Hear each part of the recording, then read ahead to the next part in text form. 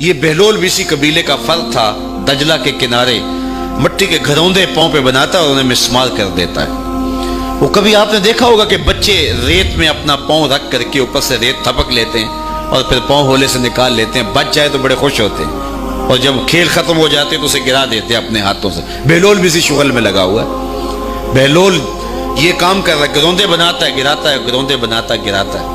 بادشاہ گزرا، پوچھا بہلول کیا کر رہے ہو؟ ہنس کے کہا جنت کے مکان بنا رہا ہوں۔ کہا بیچتے ہو؟ ہاں بیچتا ہوں۔ کتنے کا؟ 10 روپے کا، سیل لگائی ہوئی ہے۔ بادشاہ مسکرا کے گزر گیا، دیوانہ ہے، مجنوں ہے، اپنی موج میں لگا ہے۔ پیچھے سے ملکہ زبیدہ بھی آ رہی تھی، اس نے بھی دیکھا، کہا بہلول کیا کر رہے ہو؟ کہا جنت کے مکان بنا رہا ہوں۔ کہا بیچتے ہو؟ ہاں 10 روپے کا بیچتا ہوں۔ 10 روپے بادشاہوں کے لیے کیا ہوتے ہیں؟ 10 درہم نکالے، اس کو دیے، اس نے دریائے دجلہ میں پھینک دیا۔ فقیر اتنی دیر تک فقیر نہیں بنتا، داتا صاحب فرماتے جب تک مٹی کا ڈھیلا اور سونے کی ڈلی اس کی نظر میں برابر نہیں ہو جاتا۔ اور ایک مکان کے گرد، ایک وہ گھروندے کے گرد دائرہ لگایا، کہا یہ تیرا ہوا۔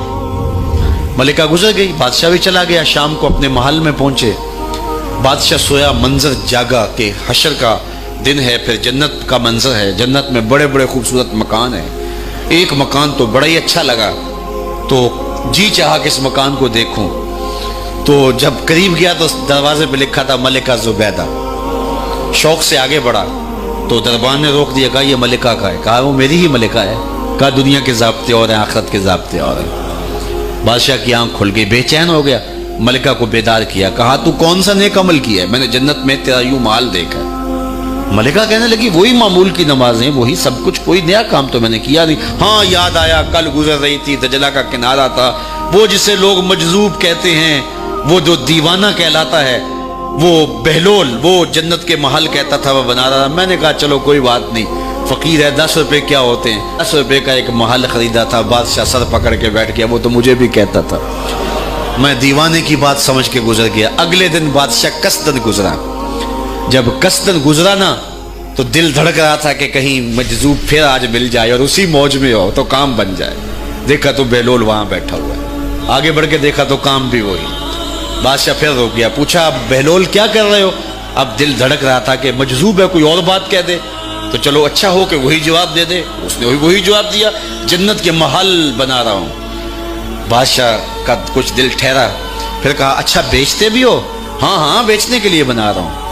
بادشاہ ادھر جیب میں ہاتھ ڈال رہا ہے اور ادھر پوچھ رہا ہے کتنے کا؟ کہا آدھی حکومت لگے گی۔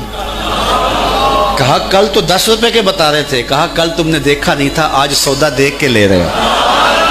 اللہ تعالیٰ ارشاد فرماتا ہے انما تنذر من اتبع ذکر وخشی الرحمن بالغیب، جو ان ڈٹھے سودے کرتے ہیں، جو بغیر دیکھ کے کرتے ہیں۔ اچھا چلو ایک خوشخبری میں آپ کو بھی سناؤں، اور وہ خوشخبری رسول اللہ کی زبان سے۔